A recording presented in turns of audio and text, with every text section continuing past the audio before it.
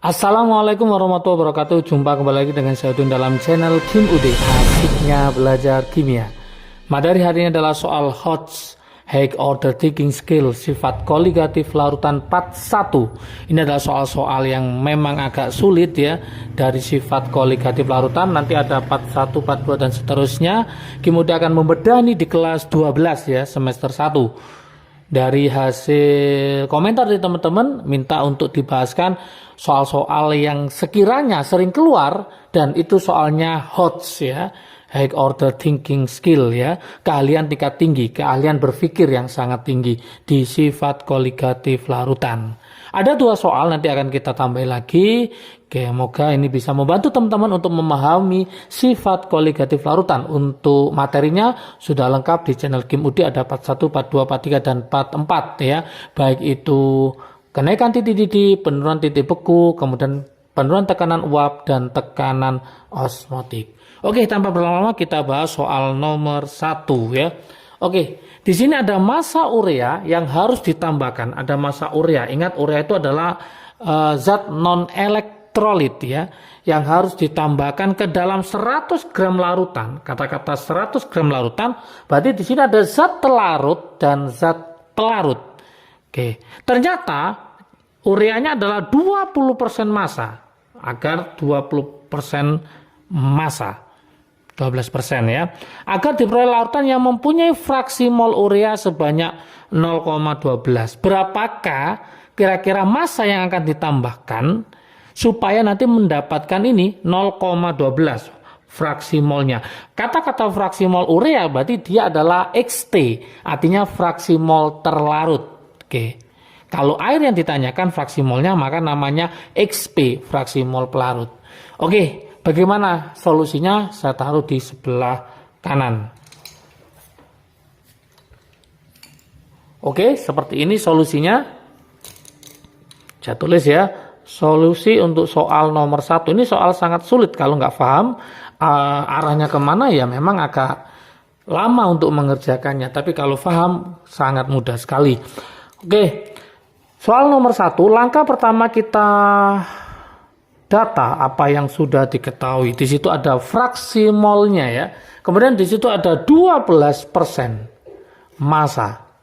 Ini artinya apa, teman-teman?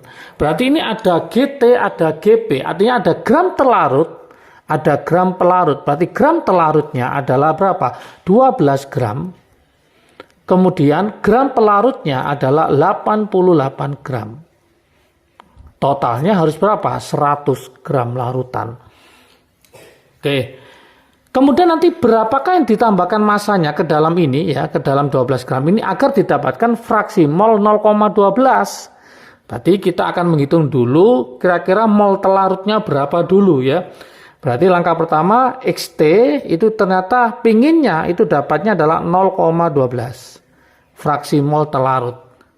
Masih ingat teman-teman rumus XT, fraksi mol telarut adalah mencari XT itu adalah mol terlarut dibagi mol telarut ditambah mol pelarut atau namanya mol total.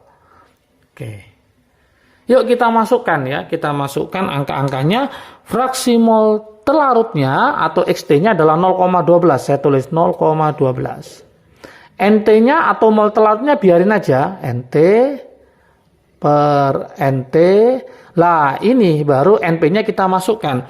Ingat mencari mol pelarut, teman-teman harus paham mencari mol pelarut itu adalah gram pelarut dibagi MR. Karena ini pakai air maka MR-nya air berapa? 18. Berarti nanti 88 dibagi MR-nya air adalah 18. Ini adalah mol pelarutnya. Berarti ketemu berapa? 88 dibagi 18 itu ketemu 4,88. Angkanya memang agak sulit ya soal-soal seperti ini. Lah, baru kita masukkan di sini 4,88 sebagai mol pelarut. Saya tulis 4,88. Ini langsung masuk ke sini. Sering gitu. Secara matematik bisa kita hitung, kita kalikan berarti ini nanti hasilnya adalah 0,12 mol telarut ditambah 0,12 kali 4,88 ketemu, nanti teman-teman silahkan dihitung ya, ketemu 0,5856 sama dengan mol telarutnya. Ini bisa pindah ruas ke sini, berarti ini 1 dikurangi 0,12 ketemu 0,88 mol telarut. Yang ini tetap 0,5856. Oke. Dari sini maka akan ketemu apa? Yaitu mol telarutnya. Nah, mol telarutnya adalah 0,5856 dibagi 0,88 ketemu 0,665 mol. Sekarang sudah ketemu molnya yang dipakai, berapakah? Ya, ini yang ditanyakan. Berapakah massa urea yang harus ditambahkan? Awalnya berapa? Awalnya adalah 12 gram. Nah, sekarang ditambah berapa supaya nanti hasilnya 0,12 XT ini. Ternyata ketemu mol telarutnya adalah 0,665. Padahal mencari NT atau mol telarut adalah gram telarut dibagi MR. Nah, berarti ini bisa kita jabarkan ya. Saya taruh di sini. Saya taruh sini aja. NT, ya NT-nya tadi ketemu 0,665. Saya tulis ini ya. Nah, mencari NT adalah GT, gram telarut, ditambah X yang akan kita tambahkan dibagi MR-nya sama dengan 0,665. Gram telarutnya berapa? 12. Berarti nanti 12 ditambah X. X ini yang akan ditambahkan ya. Berapa penambahannya? Dibagi MR dari urea berapa? 60. Sama dengan 0,665. Sudah ketemu, tinggal ngitung aja di sini. Oke, tinggal 60 kali 0,665. Ini adalah 12 plus X tetap. Ini hasilnya nanti 60 kali 0,665 itu adalah 39,9. Berarti X-nya sama dengan 39,9 dikurangi 12 ketemu 27,9. Atau kalau kita bulatkan maka ketemu X-nya adalah yang ditambahkan adalah 28 gram. Sesuai option jawaban yaitu 28 gram adalah yang A, option A. Seperti itu teman-teman. Jadi intinya apa? Intinya teman-teman cari di sini mol telarutnya dari fraksi mol itu XT-nya. Setelah ketemu mol telarutnya, berapakah massa yang ditambahkan? Karena massa mula-mulanya adalah 12.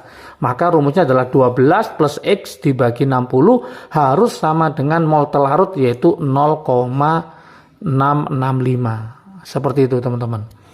Nah, ini memang agak hot ya, agak berpikir 2 kali. Kenapa? Karena kita harus paham maksudnya soal ini arahnya kemana ya. Oke, kita lanjutkan ke soal nomor 2. Nomor 2 juga tidak kalah menariknya juga. Kenapa? Biasanya soal untuk sifat koligatif larutan itu hanya satu yang dimasukkan, satu zat pelarut. Ini ada 2, yaitu yang pertama adalah sebanyak 15 gram suatu senyawa non-elektrolit, artinya dia tidak menghantarkan listrik, dan 29,25 gram NaCl. Berarti ini ada 2 senyawa yang dimasukkan ke dalam air. Artinya apa? Teman-teman harus menghitung delta TF campuran. Jangan sampai punya pikiran teman-teman mengerjakan dulu 15 gram ini miliknya si non-elektrolit, kemudian mengerjakan NaCl, kemudian dicampur, itu yang salah. Maka ada rumus tersendiri, harus hati-hati untuk soal seperti ini. Oke. Berarti ada 15 gram suatu zat non-elektrolit dan 29,25 gram NaCl. Di sini sudah ada airnya Na23, Cl-nya 35,5. Maka nanti arahnya kita mencari MR. Dilakukan dalam 500 gram air ini sebagai pelarut. Ternyata larutan tersebut membeku pada suhu min 4,65. Ingat, karena ini patokannya pakai air membeku pada suhu 0. Dan ternyata larutan ini membeku pada suhu min 4,65, maka ada apa? Penurunan titik beku yang dikenal dengan namanya delta TF. Sebesar berapa? Sebesar 4,65 karena titik beku air adalah 0 derajat Celcius. Yang diminta adalah berapakah harga MR dari senyawa non-elektrolit tersebut. Oke. Soal nomor 2 ya, kita coba solusinya bagaimana. Langkah pertama teman-teman harus bisa menggambarkan atau menganalisis nanti model soal ini arahnya kemana. Supaya gampang, ini ada triknya, kita harus menggambar aja ilustrasi seperti ini. Nah, saya ilustrasikan supaya teman-teman paham. Berarti ada dua yang dimasukkan di sini, dua yang dimasukkan. Yang pertama adalah ini berupa zat non elektrolit ya, non elektrolit. Nah, yang ini adalah NaCl atau garam. Oke. NaCl itu berarti elektrolit ya, ada I-nya, ada faktor Van Hoff-nya. Oke, di sini ada GT1 ya, GT1 miliknya si non elektrolit yaitu 15 gram. Dan ini ada GT2 miliknya si NaCl elektrolit, GT2 saya tulis itu adalah 29,25 gram. Nah, seperti itu teman-teman. MR-nya ini harus kita hitung dulu, ada bantuan AR di sini, di mana Na-nya 23, Cl-nya 35,5. Berarti kalau kita jumlah, MR-nya ketemu 58,5. 58,5. Yang ditanyakan berapakah MR-nya ini untuk zat non-elektrolit jika dimasukkan ke dalam 500 gram air. Berarti ini sebagai gram pelarutnya ya, air. Nanti akan mendapatkan titik beku sebesar TF-nya, titik bekunya adalah min 4,65. Tadi sudah kita bahas, air membeku pada suhu 0, berarti ada penurunan sebanyak berapa? Delta TF-nya sebanyak 4,65. Seperti itu teman-teman. Jika KF-nya diketahui, KF-nya adalah 1,86, berapakah MR-nya ini? Jangan lupa tadi sudah kita jelaskan bahwa NaCl ini adalah elektrolit. Karena dia elektrolit, maka ini biasanya lupa ya. Ada I-nya, ada faktor Van Hoff-nya. Berarti I-nya nanti sama dengan N jumlah ionnya karena dia elektrolit kuat. Trik asiknya. Nanti silakan dipelajari di video tentang penurunan titik beku ya, trik asiknya. Dimana kalau elektrolit kuat, I itu sama dengan N jumlah ionnya. Karena Na-nya 1, Cl-nya 1, berarti I-nya berapa? 2. Jumlah ionnya 2. Setelah seperti ini paham, maka kita langsung masuk ke delta TF campuran. Kenapa delta TF campuran? Karena ini dicampur ya, delta TF campuran. Nah, rumusnya adalah GT1 per MR1, ini yang ditanyakan MR1-nya, ditambah GT2, gram telarut 2, dibagi MR2 dikali I. Ini yang kadang-kadang lupa, hati-hati. Dikali I. Kenapa? Karena dia adalah elektrolit ya, elektrolit. Kali 1000 dibagi GP. GP ini karena hanya air saja di sini yang masuk, maka termasuk GP-nya 500 gram. Seandainya di soal nanti ini ada GP1, GP2, maka ini adalah GP total. Berarti jumlah dari GP1, GP2 dan GP-nya air itu sendiri dikali KF. Sudah selesai seperti ini. Tinggal kita masukkan angka-angkanya. Delta TF campurannya adalah ketemu 4,65. GT1-nya adalah 15 dibagi MR ditambah GT2-nya adalah 29,25 dibagi MR-nya adalah 58,5. Ini dikali I-nya ketemu 2. 1000 dibagi GP-nya adalah 500 gram pelarutnya ya, kali KF-nya 1,86. Oke, supaya gampang ini saya bagi 4,65 dibagi 1,86. 4,65 dibagi 1,86 gitu sama dengan 1000 bagi 500 nanti kan ketemu 2. 2 dikali 15 berarti ketemu 30 per MR. Ditambah 29,25 kali 2 ketemu 58,5. Dibagi 58,5 ketemu 1. 1 dikali tadi 1000 bagi 500 kan ketemu 2. Berarti 1 kali 2 maka ketemu 2. Oke. 4,65 dibagi 1,86 langsung saya masukkan sini ya, saya ganti sini ya. Itu ketemu 2,5 sama dengan 30 per MR plus 2. Oke. Ini pindah ruas ke sini berarti 2,5 kurangi 2 maka ketemu 0,5 sama dengan 30 dibagi MR. Udah kelihatan sekarang MR-nya ketemu berapa, ya tinggal kita mainkan. MR-nya berarti 30 dibagi 0,5 atau 30 dibagi setengah, maka ketemu 60.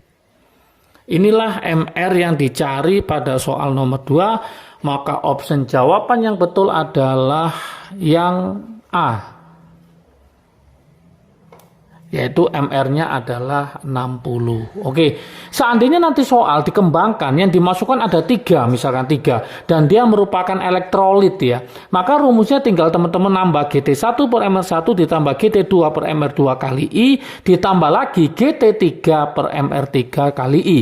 Seandainya yang dimasukkan itu keduanya atau ketiganya non elektrolit, maka nggak usah ditambahi I, berarti hanya GT1 per MR1 ditambah GT2 per MR2 ditambah GT3 per MR3. Kalau yang ditambahkan ketiga-tiganya adalah elektrolit semua, maka nanti ditambah I1, I2 dan I3, seterusnya seperti itu teman-teman. Semoga paham soal-soal HOTS ya, high order thinking skill untuk sifat kualitas ulangan part 1. Nanti kita lanjutkan di part 2, part 3 dan seterusnya, juga di bab-bab yang lain. Supaya apa teman-teman, nanti kalau model soal dengan variasi yang lumayan berbobot tinggi, artinya membutuhkan pemikiran yang tinggi, teman-teman bisa, maka soal yang mudah tentunya lebih bisa lagi ya. Oke, semangat belajar, salam sukses dari Kim UD, asiknya belajar kimia. Assalamualaikum warahmatullahi wabarakatuh.